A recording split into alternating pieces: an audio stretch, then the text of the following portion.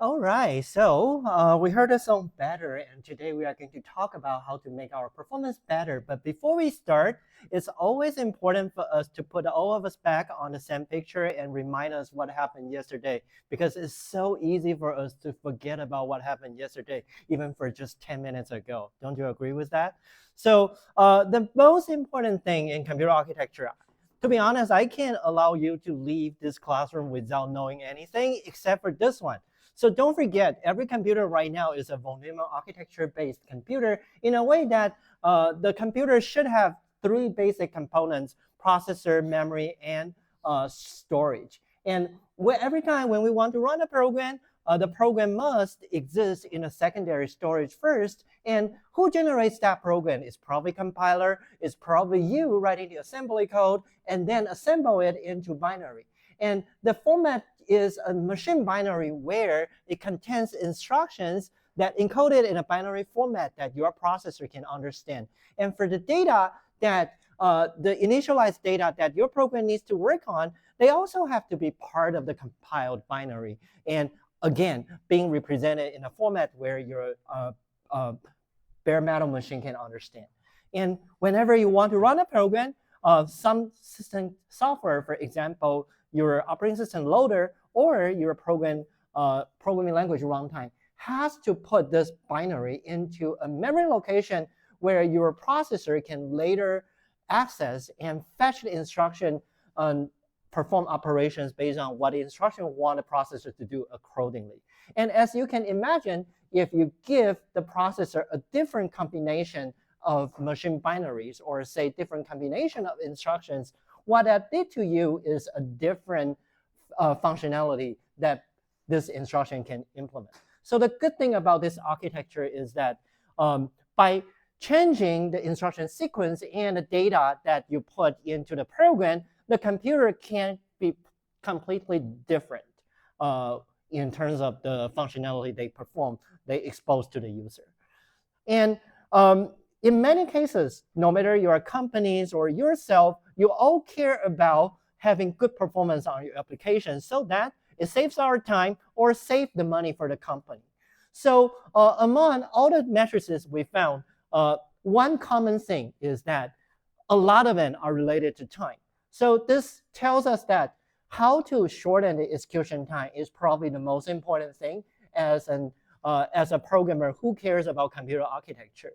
So the very first thing that we point out in the last lecture is that to evaluate the execution time, or say the end-to-end latency of running a task or running a single program, the first formula, or say one of the only few formula that you have to memorize, or say you can easy to understand based on your understanding of von Neumann architecture, is that your execution time is composed of the multiplication of this following three components. First, the instruction count. how many dynamic instructions that your program is going to create when you run this program. And the second part, cycles per instruction. How many cycles an instruction would need to execute.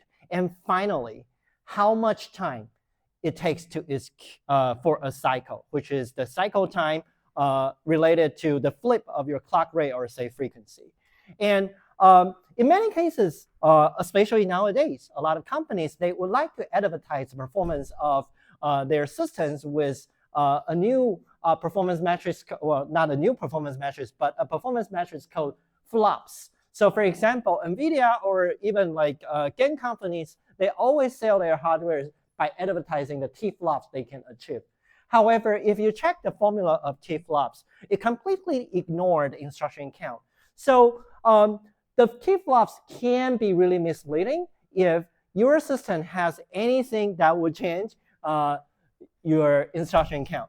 So that's why we, in the last lecture, we see a lot of demos showing that the instruction count, if the instruction count changes, for example, if you have more data, if you have a different architecture, if you are running this on top of different hardware, that would potentially change the instruction count. And if that's the case, then you are not getting a good assessment of your end-to-end performance with T-flops. So that's where we are in the last lecture. And before we talk about the detail today, well, as the kickoff of this lecture, I want you to share what's your favorite programming language and why do you like that? What's your favorite programming language? Why do you like that? What's your favorite programming language? Okay, let me start with mine. Mine is definitely C because I have been writing C since I was 10. So it's like my first language, the mother language in computer science. So I like C. How about you? Java. Okay, why do you like Java? It's my first programming language. Okay, it's your first programming language. Okay, who else would like to share?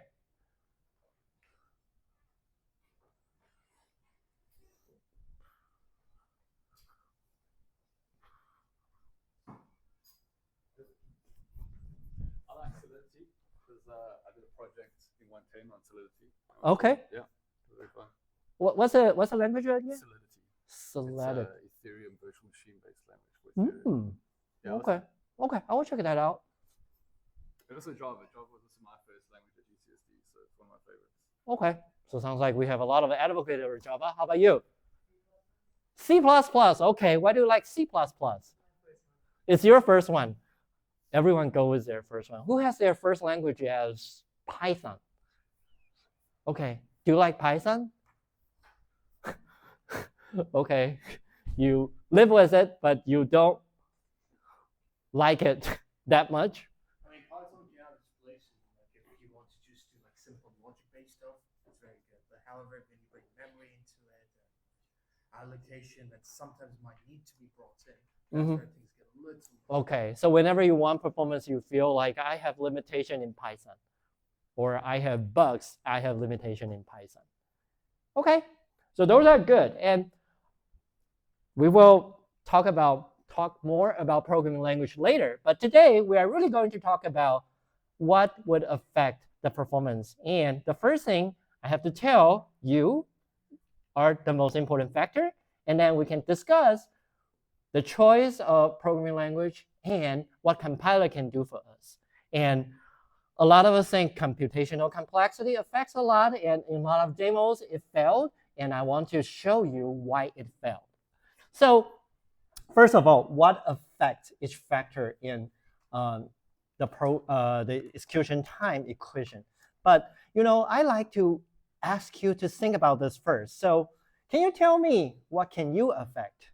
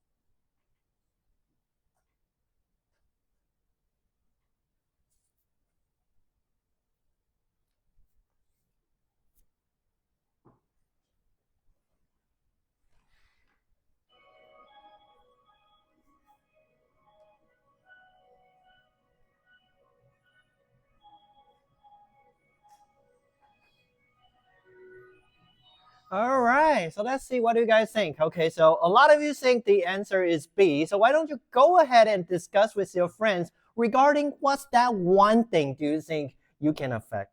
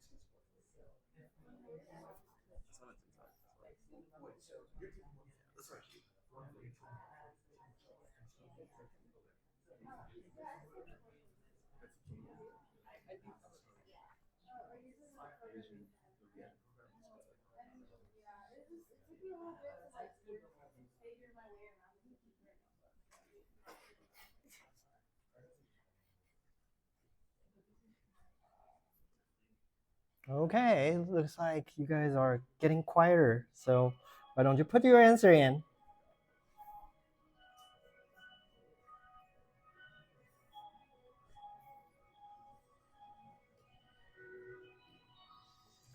All right, so after discussion, let's hear. Wait, okay, it's not. No. Okay, here we go. After discussion, 86% of you think the answer is B. Okay, so maybe we can start with a demo. So do you guys remember this one? Okay, so that's the one of the demo we have from the first lecture, right? And so for this one, right, the complexity is order n squared, right? So before we show the demo, you remember that the left-hand side is better, right? The right-hand side is worse, right? In terms of the execution time, right? So now, based on that memory you have, right? Based on we know the complexity is about the same. Now, can you go back and think about what really make the performance different between version A and B before I run the demo again?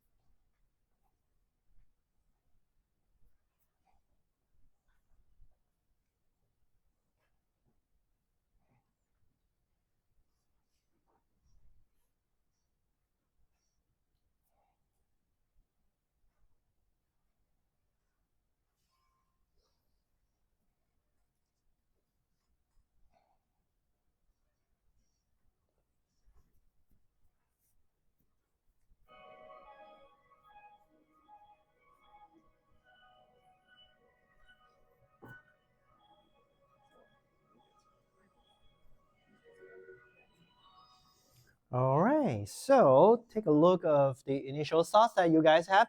So 47 of you think it's B, one of them.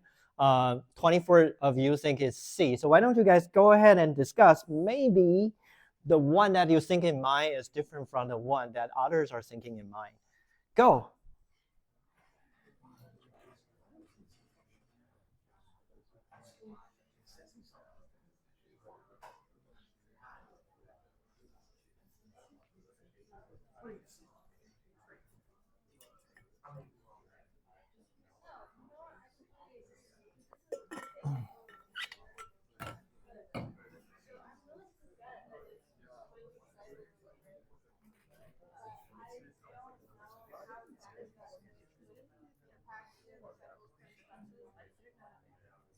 also not sure.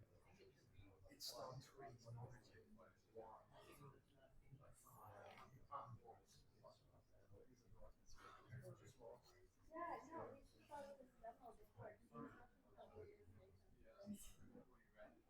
Or is instruction count on what we use? Because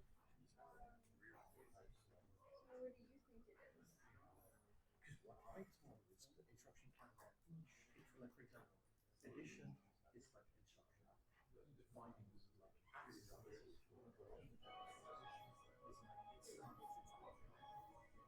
Yeah, I'm not sure what this one. Yeah, Storing the answers. All right, put your answer in. Don't forget to do it. Okay. I only see 4 of you responded. Any networking issue? Or oh, okay, 17. All right. So after discussion, more of you confirmed the answer is B. That's very interesting. So there's one thing, right? It's either IC or CPI or CT, right? IC, CPI, ET.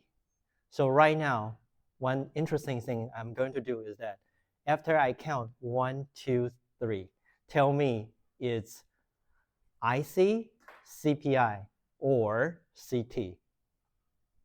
Since 82% of you think there is one thing, right? So 1, 2, 3. What is that? One more time. What is that?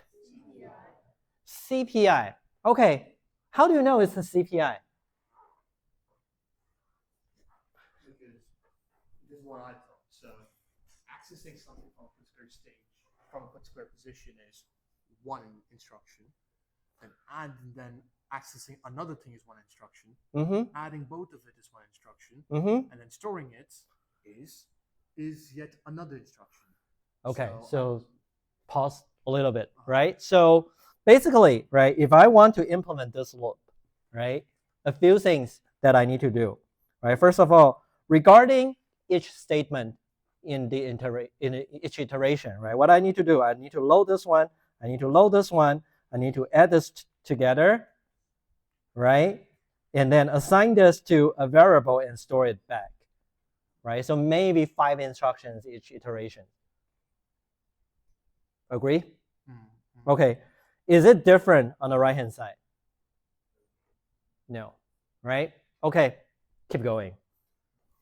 But maybe, so that's why I thought that could not be IC. It could not be IC. Yeah. But why it could not be IC? Because its instruction count is like in the entire program, the amount of instructions Right. you've carried out. So how many iterations that we have to run on each side?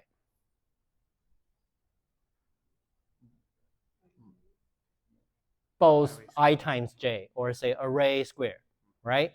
So there's no difference in terms of the number of instructions within each iteration. There is no difference regarding the amount of times that we have to run. Question? I think there might be an explanation. I'm not sure. So I feel like on the right one, does it have more instruction, more cycle per instruction, since it needs to like, it's not traversed in order. Well, that's the reason, right? But does it change the instruction count? I feel like the first one, you don't need to do much work in finding the address, since it's like. How do you find the address based on your understanding in assembly language? So like there are blocks of memory. So first one. No, based on the so we are talking about the number of instructions, right? Yeah. So you have to go back to the real instructions implements that, right?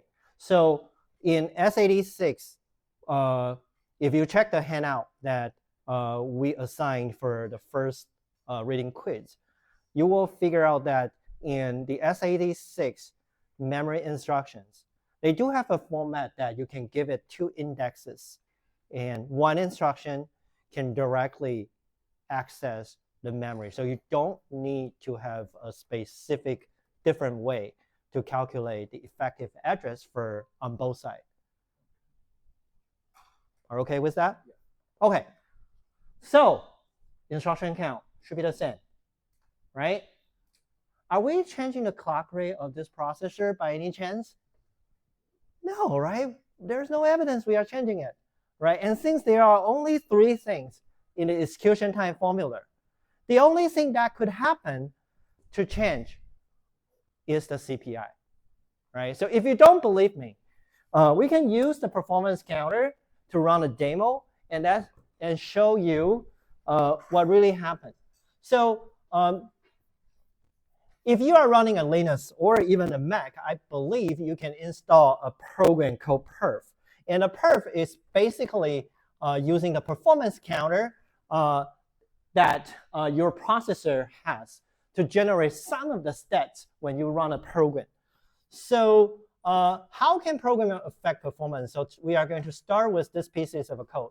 So this is the code that we are going to run. So the left-hand side is the A version. The right-hand side is the B version. And in the meantime, I'm going to use the perf program to show you what's the performance counter result from perf. And as you can see, here's the output. So for version A, which it shows here, right? So first of all, a few things that we can check from the output, but the most important thing that it's a little bit hard for me to see from here.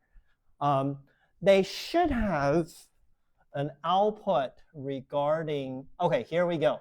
So the number of CPU instructions that being executed is here, right? Around 16, that's billion, right, for version A.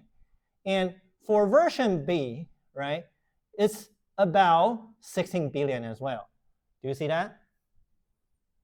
Right? So both of them have very similar instruction count. Because based on complexity, based on our detailed analysis regarding how assembly language would implement each iteration, there shouldn't be significant difference, right? And the execution time differs a lot. And for this tool, one thing that you can't, well, so sometimes I feel computer architects, we are sometimes confuse ourselves a little bit. So here, for most of the performance profiling tool, you will get is instruction per cycle instead of cycles per instruction. And here it says 11 instructions per cycle. And for the other side, right, it says only 2 instructions per cycle. So that tells you the significant difference, right? The version B, we are only able to get 2 instructions per cycle, or say on average 5 cycles per instruction. But on the other side, I can get 12 instructions per cycle, which is almost like 0.1 CPI, right? Such a very huge difference, right? So based on the demo, also we learned, right? The CPI is the main thing change the performance. So first of all, who changes that? Is your compiler changing that? Who changes the CPI here?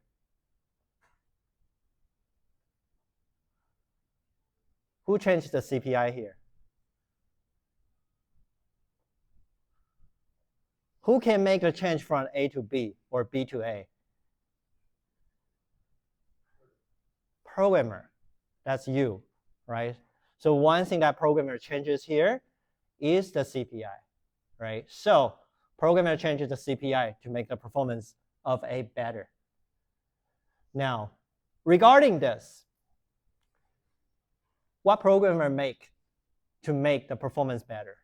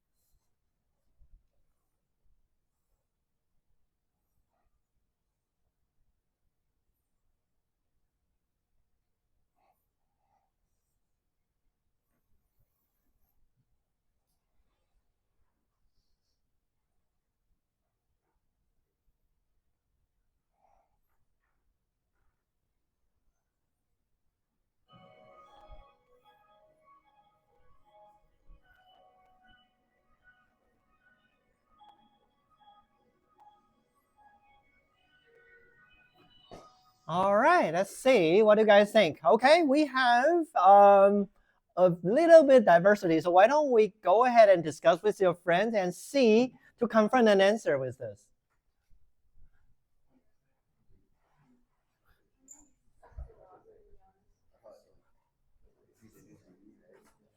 Construction count was increased, but I thought that was lower performance. And in this case, like asking for what achieves better performance, we can know that from like sorting by adding a sort, it's gonna affect the CPI.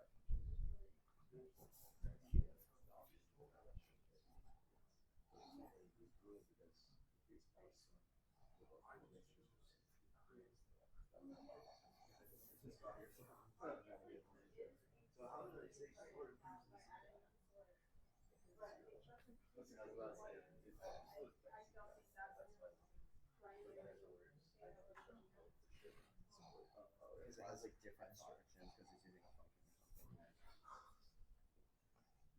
All right, looks like we are getting quieter.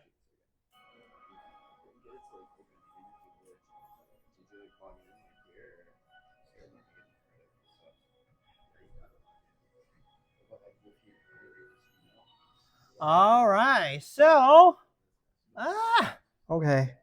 Why is it always like treating me like that? Okay, so after discussion, 71% of you think it's D. So what's D? IC and CPI, if I remember correctly. Okay, right? So now let's take a look of the demo, right? Okay, so for this one, it's the sorting example that we have. And again, we can run a demo again. So with perf, and then you can see what really changes. So, oh, no rule to make target. Okay, never mind. Okay, wait. Programs effect. Is that? Okay, never mind. So for this program, right, you all agree that we changed the IC. In what way? We increase it by doing what? Adding a line of code that does sorting, right? So we all agree that programmers can affect the instruction count now, right? So at least two things programmer can affect now: the instruction count and the CPI, right? However, the question is a little bit tricky. So for better performance, is increasing instruction count a good practice? So actually, again, I would say for this question, I made it to be a little bit tricky because you also need to know for instruction count, if you increase it, is bad for performance. But here, because the change in CPI actually outweighed the consequences of adding more instructions. So we still win. So here, one thing, just keep in mind, fewer instruction count doesn't always lead to worse performance, although numerically it should. And more instruction count doesn't necessarily mean it has better performance, because different combinations of instructions might change the synthetic average CPI of your code, right? So now, if you go back and think about flops, when we say the flops cross out the effect of instruction count, does it necessarily mean it would reflect to your performance? Probably not, right? Because there are cases where I have fewer flops. However, for each floating point operation, I can do more. Or I need more floating point operations to achieve a single task. And if you are using flops that doesn't consider instruction count, that will not cover that part. Okay, but for this question, the answer is A, because programmer does change the instruction count, however, not in a good way in terms of performance. But we got lucky because doing this change actually lead to a lot lower CPI. And why does it lead to a lot lower CPI? Is an answer that we will reveal later in the later half of this quarter. So another thing which I want to say, and if you have started your lab, you should probably be aware that we have been using a lot of libraries to show you how can we really change the frequency of your hardware without unplugging it, without going into the BIOS, right? So programmer can use libraries when you are writing your program to control the processor frequency as well. So in fact, you in a system is the most important factor because you can change all three things in the performance equation. So you are the most important. Okay. So first thing, programmer is the most effective in performance engineering because you can affect three old factors in performance equation. So now, how about programming languages?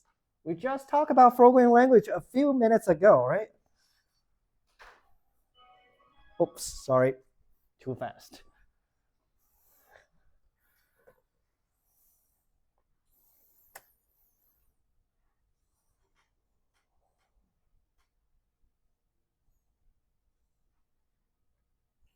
Programming language. Wait, give me a second. It seems like, okay, let me try it.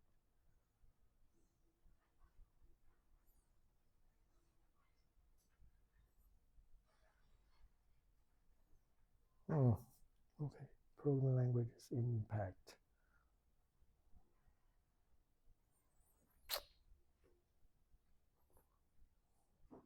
Programming languages.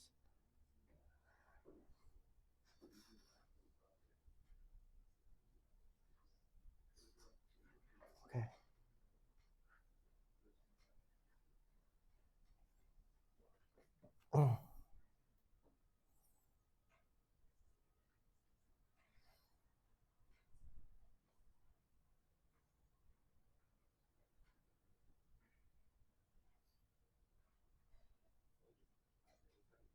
Is it still locked?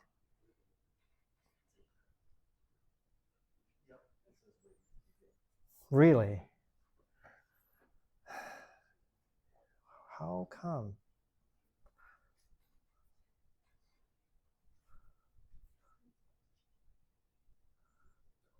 Should I switch my network? Trust.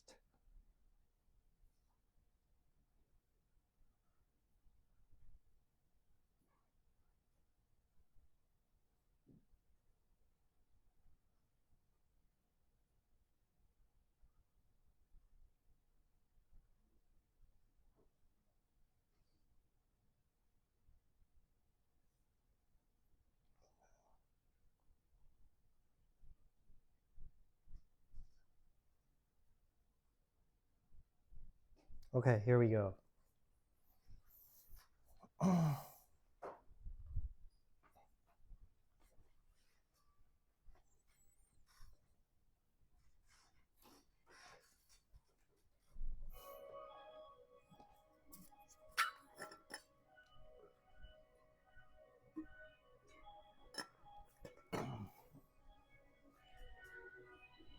All right, so how many can programming languages affect? Okay, so 47% of you think it's B, some of you think it's C. So definitely we need some discussion. So go ahead, discuss with your friends.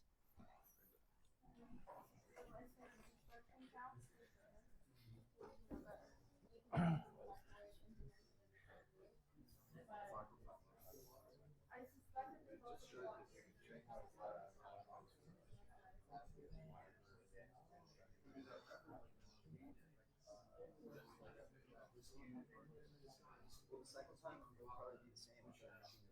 Cycle time will help us. Yeah, see, everyone else like And then also said that as a result, because it depends how it's compiling, like which because section, because it's I don't know. right. So yeah, so that's like what my wonder was. It's like if you code the same thing, yeah, because it's like different compilers, right? So and the amount of guesses, yeah, even if you code like so many compilers, right? So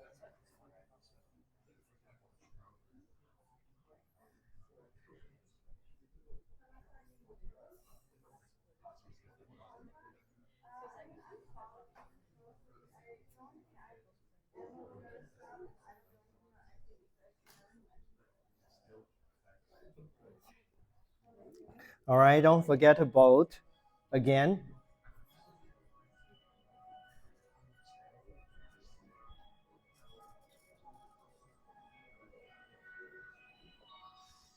Okay, let's see. What do you guys think after discussion? All right, so let's see. Okay, after discussion, very interesting. All three seems to have their own advocator. So, but before we talk about the detail, let's jump into another topic first. So, how many of you had your first program as Hello World? Okay, same here, right? So now I have 5 candidates: C, C++, Java, Perl, and Python. Can you tell me which would have the most instructions in implementing Hello World? There's no option E here. So ABC. What? It's showing there's no option E. Oh, there's no option E. Okay, let me see if I can add one.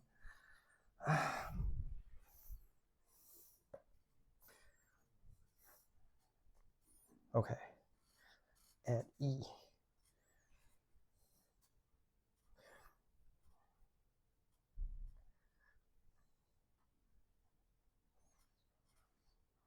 Are you able to see an E now? Okay.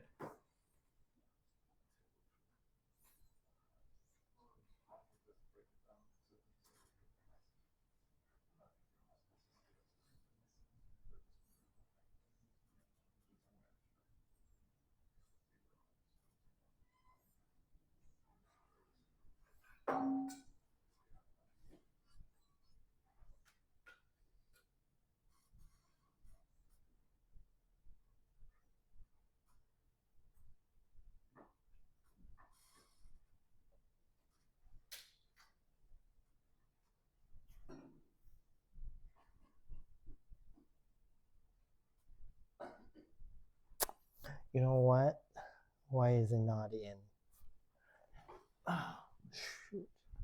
Okay, give me a second. I think for some reason my slides is not synchronized with the. Let me double check that. Yeah, programming languages. Why? Okay, sorry. Vote again. Wait, it's still not? Oh.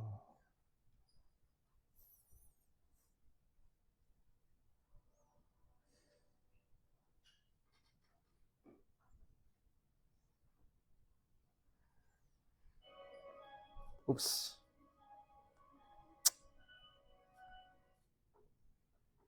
Sorry. Oh.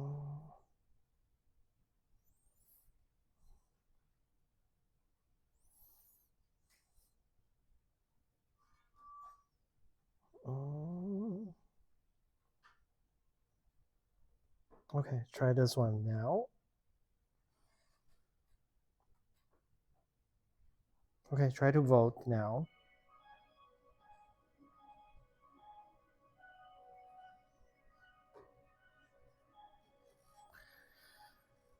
Anyway, I kind of gave up. All right, and let's see what do you guys have after the discussion. So, well, No. Okay. Okay, so E, meaning most of you think the answer is Python, and C and D, and B. No one chose A, and so I guess A is C. So why don't you guys go ahead and discuss with your friend regarding C, D, E, or even B?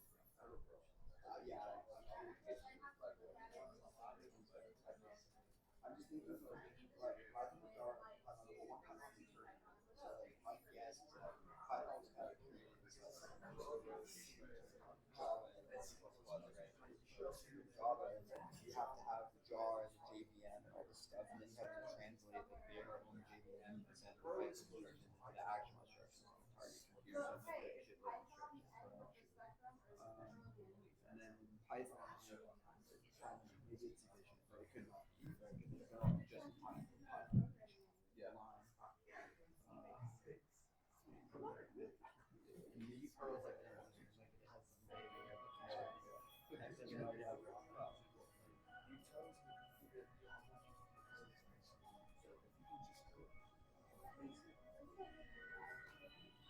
All right, let's see which language give us the highest instruction count. So after discussion, more of you think the answer is C, and I also see A and B becomes more popular. No one think it's D, and some of you think it's E, Python. So, seeing is believing. So why don't we just run the demo, right? So let me see. Okay, programming languages, right? So Python, right? The one that a lot of you chose in the very beginning, right? So if you want to do hello world, right? Only one line of code, right? Pretty awesome, right? But let's see how many instructions this one line of code will generate. So after perf, what it tells you is that, okay, it takes 49 million instructions to implement hello world. 49 million instructions. Have you ever thought about that? To implement hello world, 49 million instructions, and take about 0.008 seconds to run this. Now, how about Perl? So Perl is, I would say, is the last generation Python. So before Python rolls out, Perl was the most popular interpreter-based language. And people really love the syntax of Perl, but it seems like nobody is using that now. But for Perl, as you can see, it's pretty similar to the style of Python in a way that only one line of hello world, it would work, right? So what if we check how many instructions do you need? Okay, 14 million instructions, right? How many does Python take? 49. Okay, so right now, Python is the most, right? So let's try Java. So for Java, you need this many line of code, and mostly because we want to initiate a class and we want to declare a method. And within this method is a main method which will be automatically invoked. And then to run this program, first of all, we need to compile it. And oh shoot, okay, but since I already compiled it, so no worries. And we see the hello world on the screen, right? And when I do performance counter, I only evaluate the Java hello world part, not the compilation part. So with that, how many instructions? How many instructions? Did you see that? 117 million. What was that for Python? 49. How many for Java? 118, almost 118, right? So there are other languages that I can talk about. So like at Google, a lot of people were promoting Go, right? And Go is a language with two different modes. One is an interpreter mode that facilitates the development and debugging. Oh, okay. Seems like this time I forgot to install Go. Okay, but the Go version, if you use the interpreter mode, it's actually going to have a lot of instructions. However, if you use the compiler mode of Go, it only needs like 6 million instructions, which is by far the lowest, right? But even with the lowest one, still millions of instructions, right? Now, how about C++? Okay, for C++, you can do like initiate a namespace, include some file, declare a main function, and then I'm now using -O for the most optimization. With that, okay, we bring down the total number of instructions to 3.6 million, right? Compared with Python is 4.47, 49 million, right? So you can imagine if I want the Python to outperform C++, the code must have 10 times lower CPI to be competitive with C++, right? But if you look at a CPI of do they have the CPI number reported here? No, but if you look at the CPI of this program, it's actually already low enough, and there's not a lot of room to get a CPI like 10 times lower, right? So now let's look at the C programming language. So C programming language doesn't have object-oriented programming. However, if you check the performance of it, or say the performance counter of it, how many instructions? Only 1 million, right? If I don't program object-oriented and I can get 3 times performance, do you want it? Do you want it? So in fact, in a lot of situations where we need performance, we would actually go with C. So for example, if you work on like microcontroller, a lot of programming are actually in C instead of C++, because C++ you would interface with very significant overhead in initializing those objects and methods. However, in terms of performance, no one will use Java. As you can see, right? 118 million versus right now, C, 1 million, right? So your Java program must have 100 times lower CPI to be competitive with C. So if you want performance, no one is talking about Java. I know some of you love Java, but it's time to say goodbye. Don't you agree with that? Okay, so for this question, the lowest one, the lowest performing one, or say the one with the highest instruction count. And I don't even want to discuss the CPI here because as you can hear, 100 times difference. How much CPI can you make up for that, right? It's almost impossible, right? But I heard some good discussion here. What's your name? Kai, right? I heard some of your insights. Sorry, I overheard about it. About why Java is the worst. Can you explain to the rest of the class? Yeah, so like there's pros and cons to using Java, right? So performance isn't the only consideration. But Java is the worst because Java, as you know, runs in the JVM. So Java is write once, run anywhere. And the idea is that when you run Java on a machine, you have a virtual machine which has bytecode. Bytecode is a custom assembly or ISA that some microsystems made so that your Java code compiles into instructions that run on this virtual machine, and the JVM is virtualizing all the hardware of the target device. So to run a Java program, you take the Java, you compile it in the JVM, and you have the bytecode. Now the bytecode has to be translated into the specific instructions on your target device. So you have a bunch of redundant instructions and expansion that's related to the JVM. So this creates a lot of overhead. Okay, but why is it worse than Python? Well, Python is interpreted, which means that it will create the instructions at each step. And yeah, there's some overhead for that because we're not 100% integrating with the device target like we are in C, but it doesn't have a virtual machine, right? We're not having to create this whole other device and our whole nother layer of assembly just to run the program. To my knowledge, which is not complete, with Python, we can go straight from the interpretation to the target assembly on our device. That is correct. JVM step. Okay, so do you guys think that's a good answer? Okay, so here's the thing, right? So there are 3 different types of programming languages that you can use nowadays. The most, I would say, legendary one or grandfather old one, like C programming language is even older than me. So for C programming language, right, they are called compiled language. So what does that mean is that if you just directly use the C program as the input to your system, sorry, I cannot run it. I cannot understand it.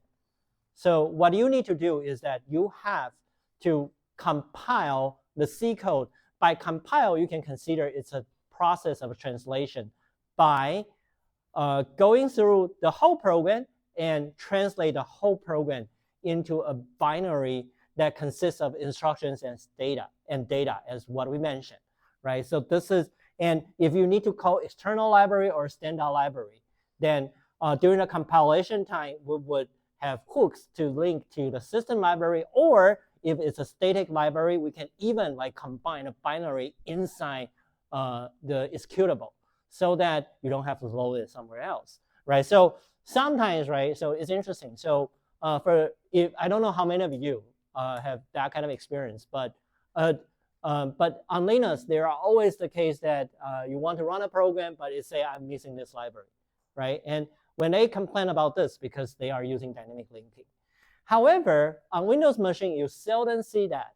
But on the other hand, on Windows machine, you seldom get like open source that you need to compile yourself. And because they use the static linking a lot, and everything goes into a giant binary executable. So in Windows, on Windows machine, you can easily see a binary executable with hundreds of megabytes. But that's rare in Linux because on Windows, people are going to install a lot of different things. So we tend to like put everything all together. But no matter what, they are all compiled-based language. So the good thing about compiled-based language is that the compilation is just a one-time cost. And every time when I need to run this program, everything is already in a native machine language. So there's no translation necessary.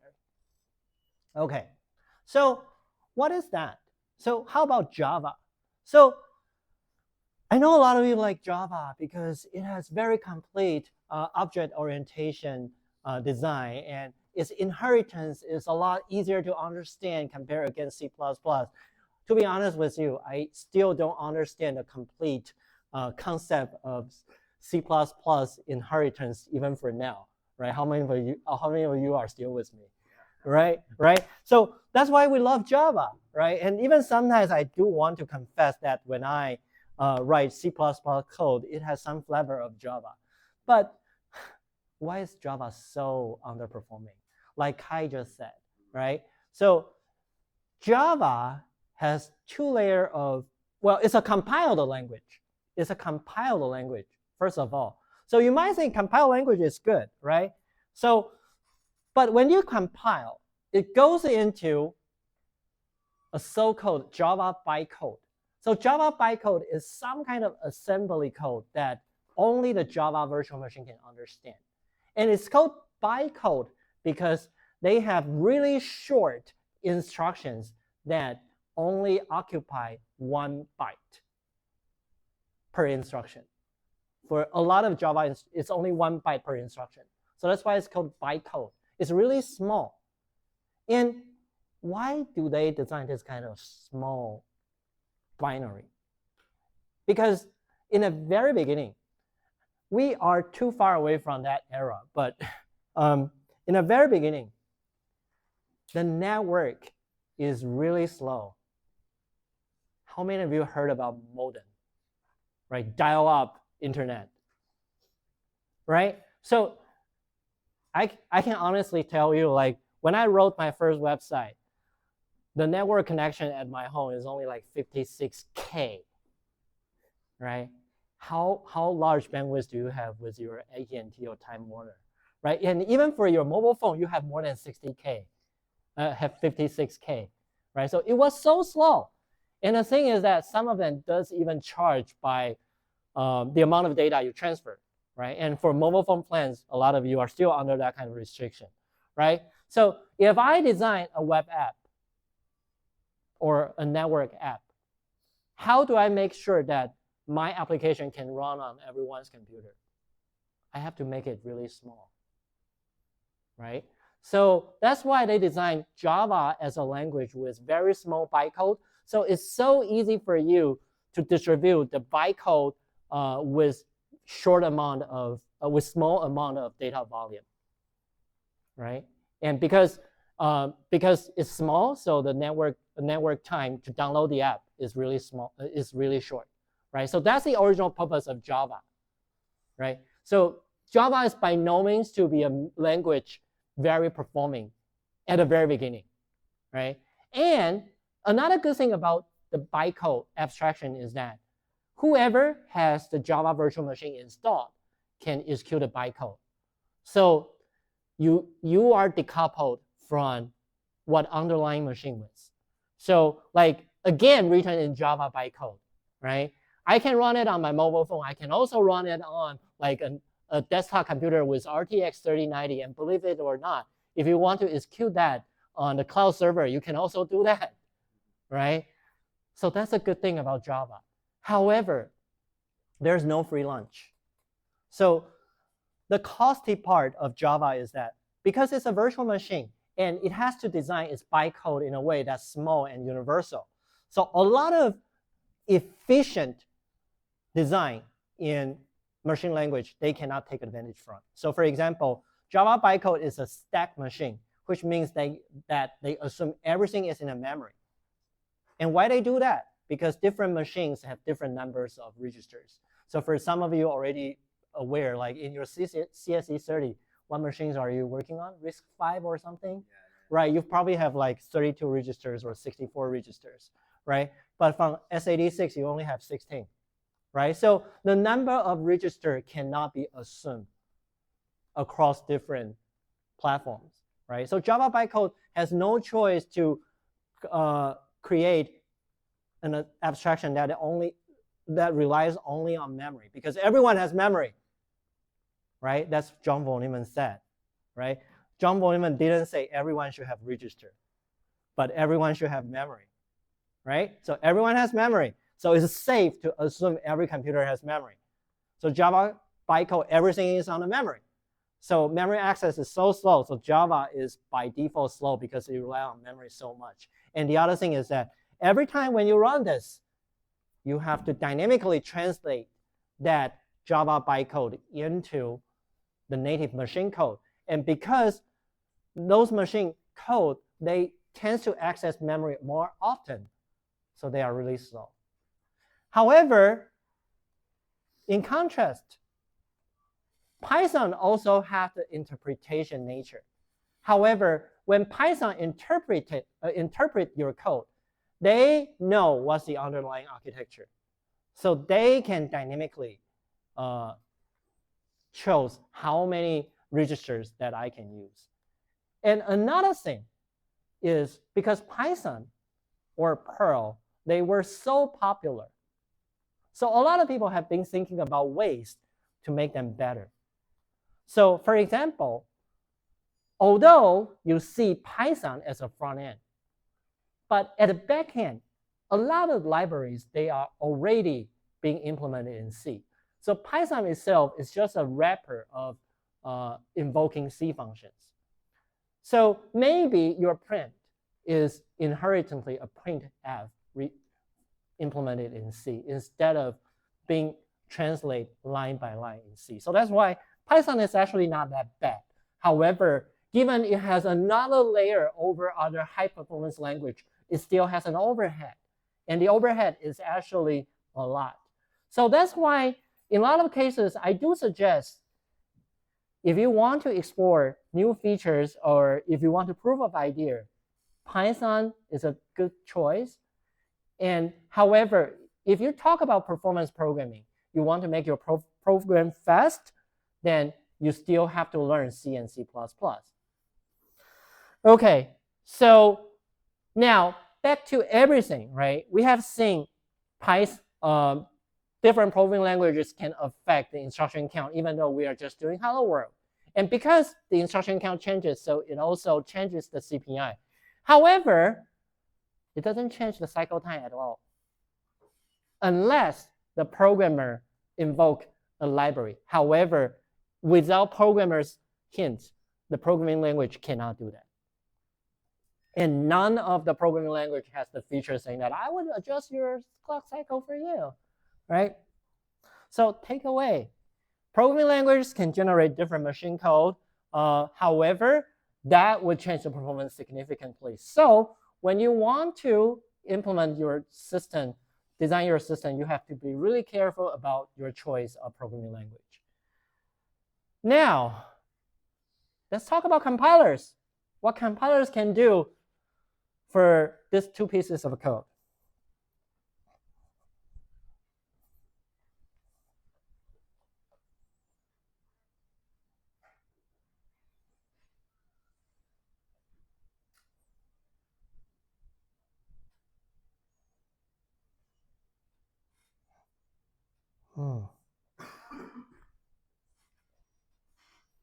Sorry, give me a second.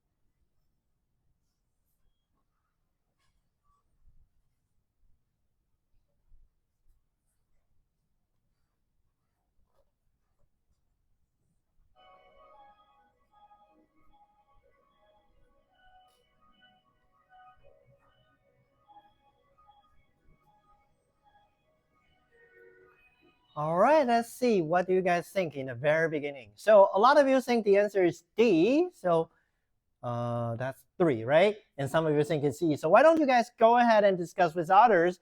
Maybe you will find out all of them are correct or all of them are wrong.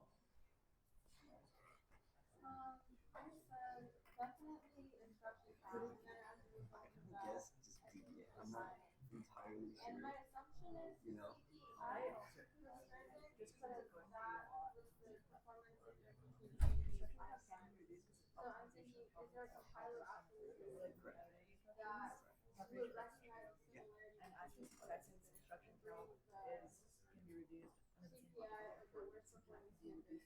Yeah, exactly.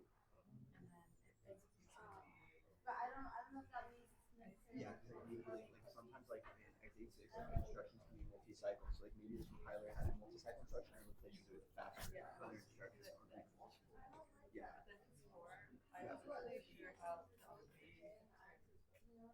Maybe.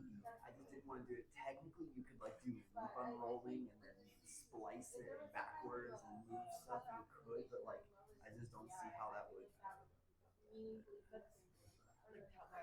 It's like technically possible, probably because it's just for loops, but like feasibly, it probably wouldn't be done. Like you would probably just have some common knowledge about as a coder, like which one should I write, you know? Yeah, I think that was like a technicality. I'm not sure.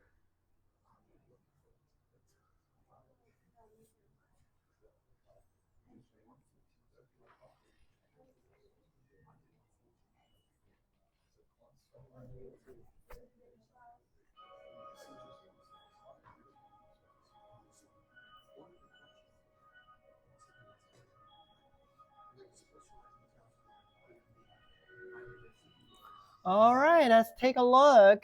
What do you guys think? So after discussion, okay, most of you think it's D. So what's the answer D? So the answer D is 3. Okay, compiler optimization can reduce IC for both. How many do you agree with that? Okay. How many of you agree with compiler optimization can make the CPI lower for both? Okay. How many of you think the compiler optimization can make ET lower for both? Okay. Compiler optimization can transform code B into code A. Okay. So at least we agree that compiler optimization won't change the code from B to A, right? Why is that?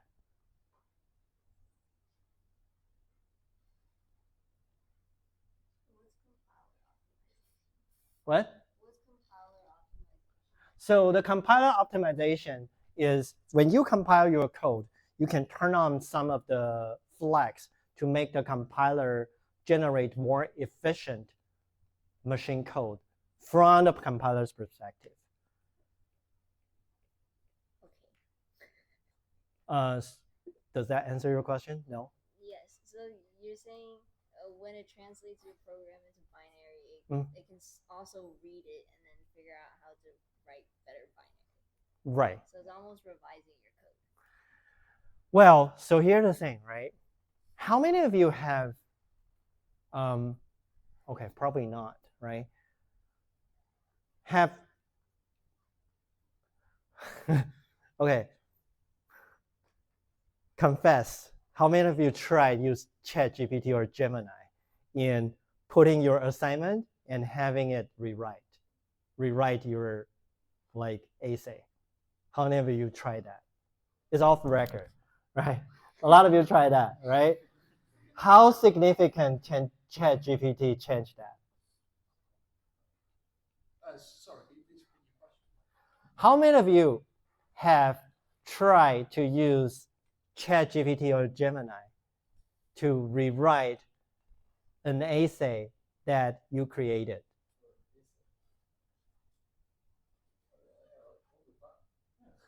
All the time, right? But how significant will it change?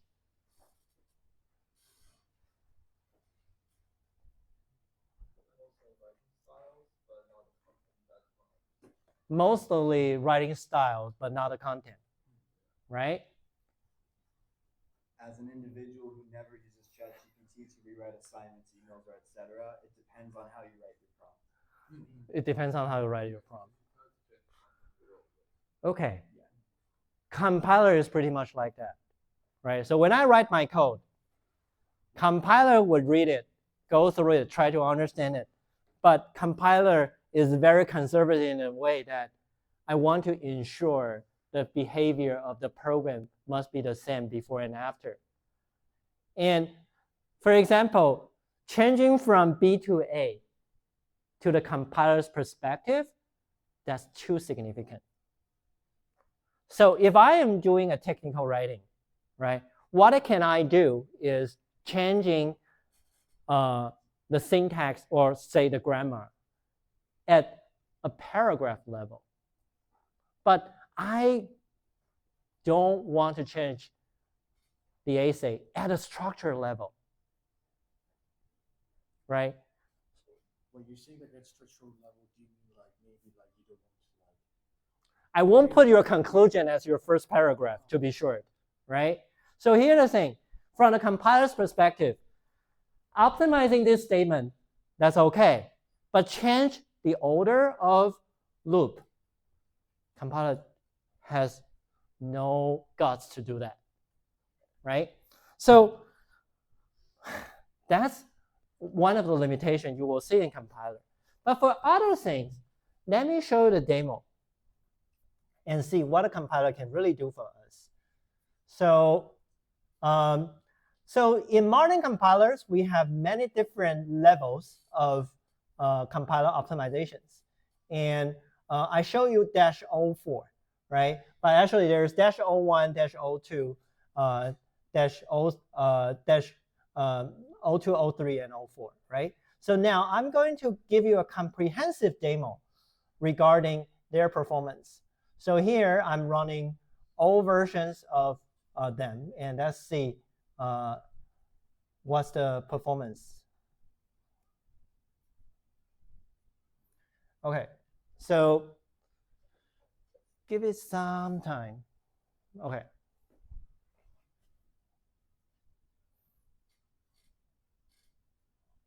Take a while. Okay, so here is what I got. I don't like the color, but if you check, right? So the first column is the version A with or version B with their optimization flag, right? So now, if you look at version A and version B themselves, right? The IC does not change a lot. However, version B has almost like 10 times, well, sorry, 6 times higher CPI than version A. So that's why version B underperformed given they have similar amount of instruction count. And the cycle time, none of them really get changed. The first one because we are just warming up, so it's always slower. But after we warm up the machine, everyone's performance is like cycle count is about the same, right? So sorry, cycle time is about the same. So what does that mean is that compiler doesn't change your cycle time, right? Cycle time remains the same. However, if you look at the execution time, before and after, what's the execution time of version B after optimization? 0.67. What's the execution time of version B before optimization? 0.57. What does that mean? The compiler optimization actually makes version B even slower. So there's no guarantee the compiler optimization can make your code faster. And what a compiler does. So compiler does this, right? So one thing we can know for sure is that after turn on compiler optimization, everyone's instruction count is reduced.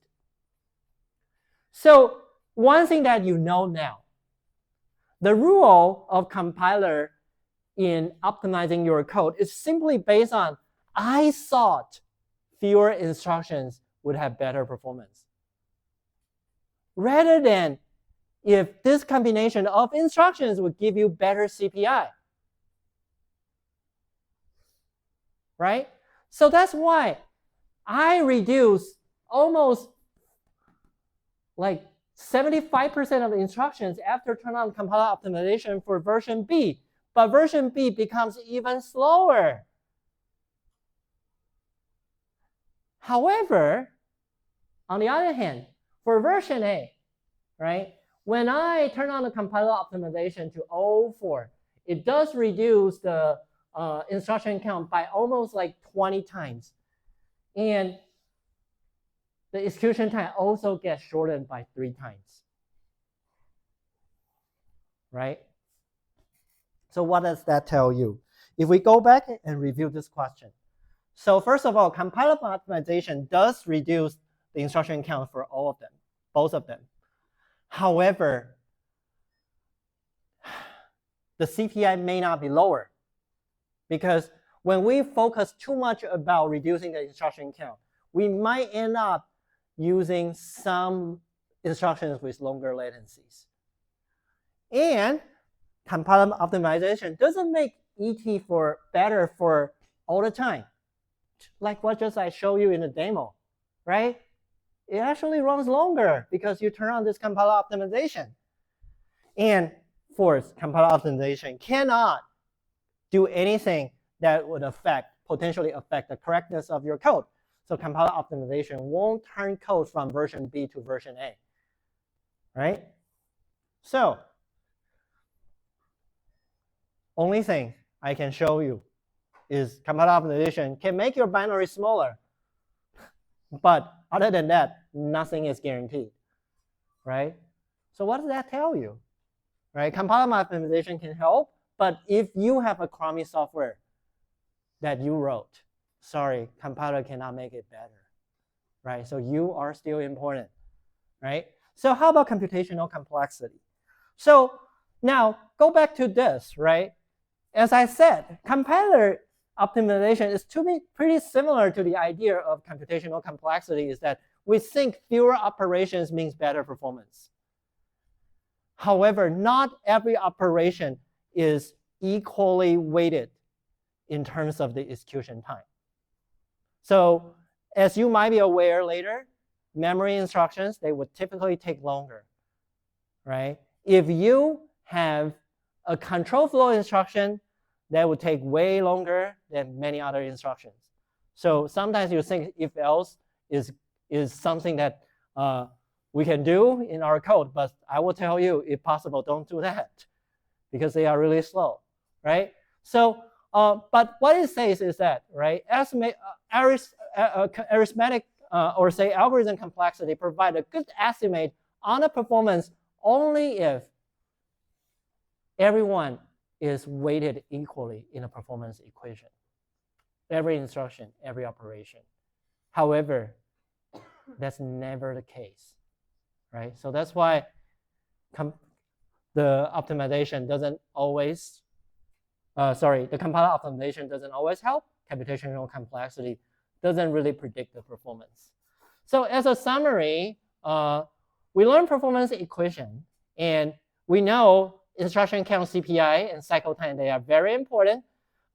However, programmer, you and I, we are the only factors that can affect all three things.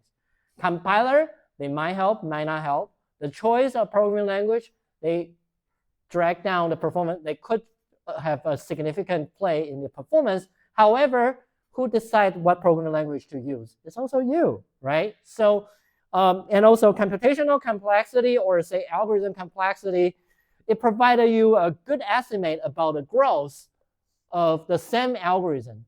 However, when you come to the performance aspect to compare different algorithms to solve the same problems, they might or might not be the only thing. They might not be the only thing that you should consider. I won't say they are not important at all, because when you are thinking about scaling up your problem, algorithm complexity is still a good thing to consider. However, at the same scale, they might not be that helpful in giving you a good performance estimation. So that's why you need to learn computer architecture. So before you leave the classroom, first of all, we have a reading quiz due tomorrow before the lecture. And check our website for slides and Grayscale for assignment, Piazza for discussion. And I already put the participation grade for the first lecture on the website. So if you don't mind, you can go ahead and check to see if yours is recorded. And I will update today's later as well, so you will know, like, okay, if I log in correctly or not. And we do have recordings on YouTube channel, so that if you want to remind yourself what has happened or you miss a lecture, you can go there. Other than that, enjoy the rest of your day. I will see you tomorrow or the office hour later.